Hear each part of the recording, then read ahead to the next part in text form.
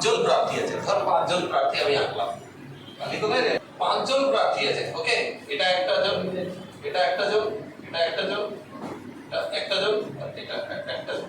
ঠিক আছে, 5 জন প্রার্থী কটা পদের জন্য আছে? 3টে পদের জন্য। তার মানে এদের মধ্যে থেকে কজন সিলেক্টেড হবে?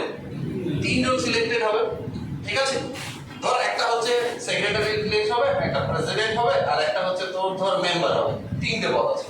তাহলে 5 জন লোক ভোটে দাঁড়িয়েছে, 5 জন লোক ভোটে দাঁড়িয়েছে, সিলেক্টেড কজন? 3 জন। তাহলে 3 জন যদি সিলেক্ট হয়, এখানে কি বলছে দেখ যে তাহলে যদি কোনো একজন ভোটার সর্বোচ্চ 3 জন প্রার্থীকে ভোট দিতে পারে, কতজন প্রার্থীকে ভোট দিতে পারবেন? 3 জন। তাহলে আমাদের ভোটার কতজন আছে, মানে প্রার্থী কতজন? 5 জন। তার মধ্যে আমার ভোট দেওয়ার অধিকার কজনকে আছে? 3 জনকে আছে। তাহলে ধর 5 জনের মধ্যে 3 জন, তাহলে কত উপায়ে আমি ভোট দিতে পারবো? আমি ভোটার, আমি ভোট দিতে গেছি, পরপর ইভিএম মেশিনে 5 জনের নাম লেখা আছে, তাহলে যাকে যাকে ভোট দেবো তাকে বোতাম টিপে দেবো, তাই না?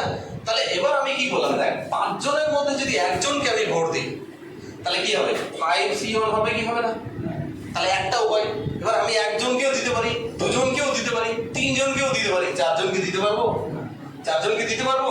4 জনকে কখনোই দিতে পারবো না। তাহলে আমি যদি 2 জনকে দিই, তাহলে 5C2 হবে।